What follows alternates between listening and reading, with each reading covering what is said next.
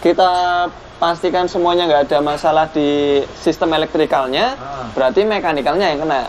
Nah, mekanikalnya kalau kayak yang sering kena juga kan ini Pak. Iya, pulinya ya. Puli ya. Puli belt CVT ini. Ketika puli belt CVT ini ketika kita ngelepas kontrol valve, itu kita intip di sini dia mengalami baret, maka kita bisa simpulkan ininya bermasalah. Tapi kalau ini dibuka kontrol valve-nya bersih, terus diintip CVT-nya di sini nggak ada masalah, ya. Nggak baret, berarti kita bisa membongkar lagi. Diantaranya adalah ini.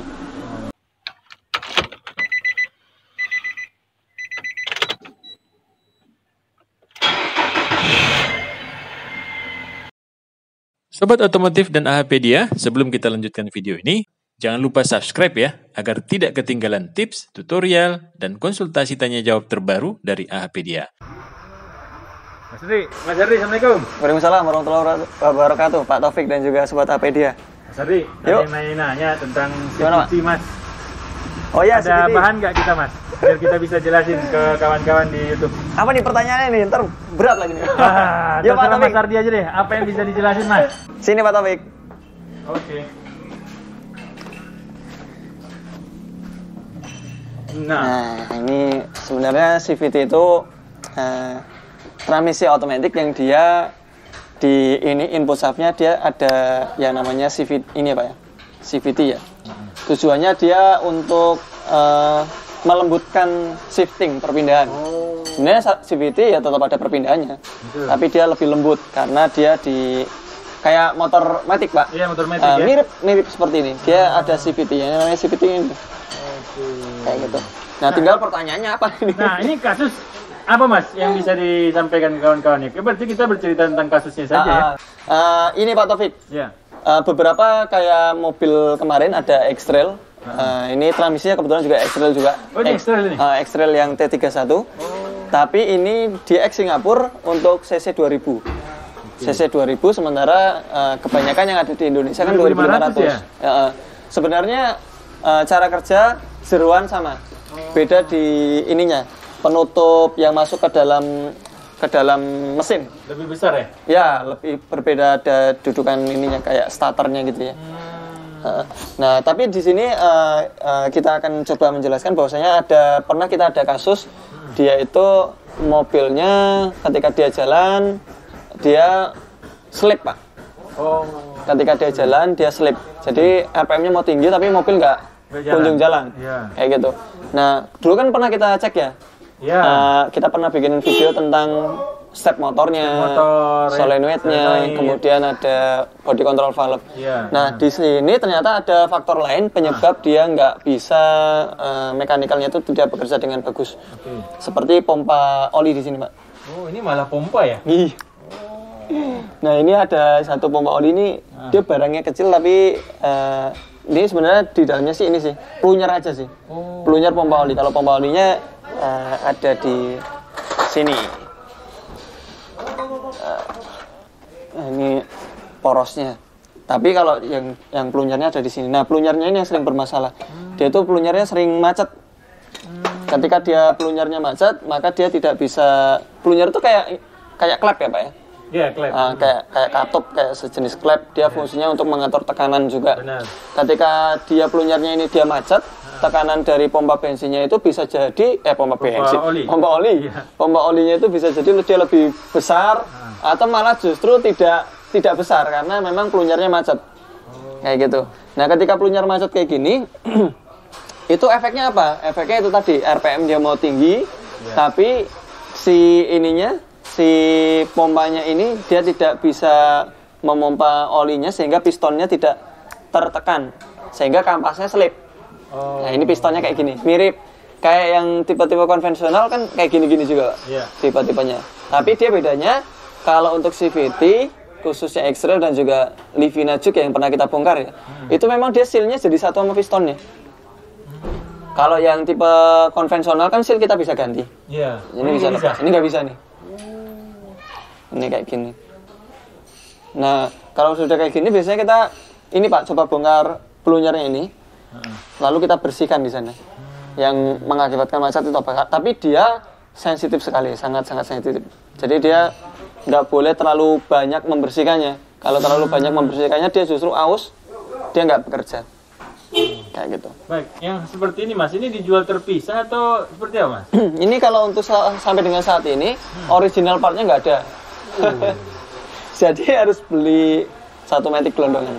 Seperti itu.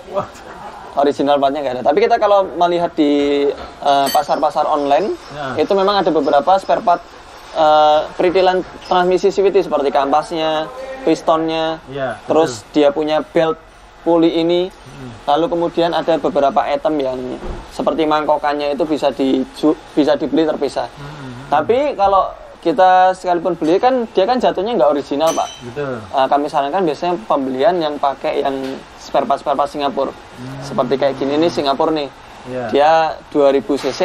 Kalau diaplikasikan ke 2500 cc bisa kita ambil jeruannya saja. Jeruannya kita ambil. Gitu. Kayak kasus ini dia kayak gini nih, misalnya dia udah nggak bisa dibetulin plunyernya, ya mau nggak mau kita harus beli transmisi komplit. Nah ketika dia kayak gini kan si kampas itu kan ada di atasnya sini Pak. Iya. Anggap aja ini Pak, kita yang ngambil eklatnya ini. Nah di dalamnya sini kan ada kampas-kampas. Betul, itu kampas itu. Ini kampasnya ini masih tebel-tebel.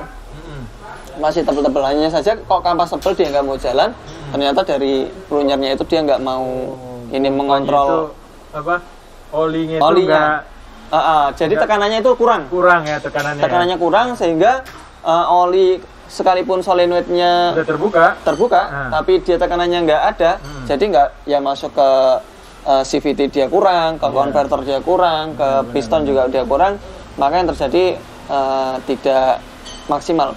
Mas mengetahui kerusakan yang sangat banyak yang harus diurut. Seperti ini gimana caranya? Pertama tentu kita scan dulu Pak. Karena kalau untuk CVT itu kan pokoknya ada di scanner ya. Kita scan dulu, kemudian kita cek di sana solenoidnya ada masalah nggak. Kalau solenoid nggak ada masalah, terus dia punya kontrol valve setelah dibongkar juga nggak ada kotoran yang banyak di sana gram-gramnya. Atau mungkin justru kotorannya banyak. Nah, kita malah lebih gampang kalau kotorannya banyak. Kotorannya banyak berarti si kampas aus. Kalau kampasnya aus berarti ada sisi-sisi yang sensitif seperti plunyer ini dia mengalami kemacetan. Kayak gitu. Tapi yang membingungkan kalau dibuka bersih. Ya mungkin karena customer habis ini ya sebelumnya pernah melakukan flashing oli transmisi sehingga dalamnya seakan-akan seolah-olah bersih. Kayak gitu. Kayak gitu. Nah, kalau sudah diurut seperti itu, kita pastikan semuanya nggak ada masalah di sistem elektrikalnya, berarti mekanikalnya yang kena. Mekanikalnya kalau kayak yang sering kena juga kan ini Pak. Iya, apa istilahnya? Pulinya ya. Puli belt CVT ini. Ketika puli belt CVT ini ketika kita ngelepas kontrol valve, itu kita intip di sini dia mengalami baret, maka kita bisa simpulkan ininya bermasalah. Tapi kalau ini dibuka kontrol valve-nya bersih, terus diintip CVT-nya di sini nggak ada masalah, nggak baret, berarti kita bisa membongkar lagi. Diantaranya adalah ini. Seperti itu aja sih sebenarnya intinya kinerja prinsip kerja CVT itu mudah. Untuk biaya pekerjaan seperti ini berapa biasanya Mas? Kalau bongkar CVT kita tarif jasanya 3.500.000. 3.500.000 tarif jasanya. Tapi kalau untuk spare partnya tergantung yang rusak. Gitu. Kalau misalnya dia hanya pembongkaran kontrol valve tanpa bongkar CVT kayak gini, itu sekitar 700.000-an. Gitu. Kalau untuk kampas kopling ini sendiri gimana Mas? Kampas kopling ini jarang rusak Pak. Jarang? CVT itu masih benar-benar kita belum pernah nemuin sampai dia batas limit habis itu nggak pernah. Ini kayak gini ya, kita kan bisa ngecek nih. Nah ini kan ada gapnya, ada celahnya. Ini tuh rata-rata CVT itu rapat-rapat semua. Jadi belum sampai dia yang gapnya sampai habis itu sampai kelihatan goyang gitu ya. Itu jarang sekali. Karena memang dia terbantukan dengan ininya ya, pulinya. Dia melembutkan. Halus ya, pas pertukaran ya, perpindahan ya. Ya jadi ya sangat jarang sekali Matic. Kalau khususnya Nissan ya, mungkin kalau selain Nissan kita belum pernah nyobain juga. Mas, tips untuk pengendara mobil CVT apa Mas? Ya, untuk CVT sendiri dia sifatnya karena dia mobil itu smooth, lembut, memang dia nggak bisa dipakai untuk yang jor-joran ya. Mungkin kita biasa pakai konvensional itu kalau buat kickdown langsung terasa sekali, terasa sekali perpindahannya, kemudian untuk tarikannya itu juga terasa. Tapi kalau untuk yang CVT memang digunakan untuk kenyamanan ya. Sesekali bolehlah kita ngebut dengan RPM yang tinggi, tapi sebisa mungkin dihindari kayak gitu, karena memang dia menggunakan puli. Kalau kita dapat mobil misalnya yang mobil kita sendiri olinya sampai keruh, kemudian kita menggunakan kickdown seperti itu, yang terjadi nanti pulinya sering kena, pulinya sini sering kena, kemudian nanti oli transmisinya jadi lebih panas. Ketika dia panas, nanti yang terjadi solenoidnya akan lebih cepat kena, seperti video yang pernah kita buat seperti itu. Nah, jadi ya intinya untuk penggunaannya sendiri dia harus posisinya netral aja, buat tanjakan jaga di RPM 2000 sampai dengan 3000-an. Kalau misalnya dia memang udah nggak kuat, jangan dipaksa. Kemarin kan Mas tes itu ya, CVT ke atas Merapi, ke atas Merapi, ke lereng Merapi ya? Iya betul, itu Nissan juga. Tipsnya gimana Mas? Kok bisa sampai ke sana itu?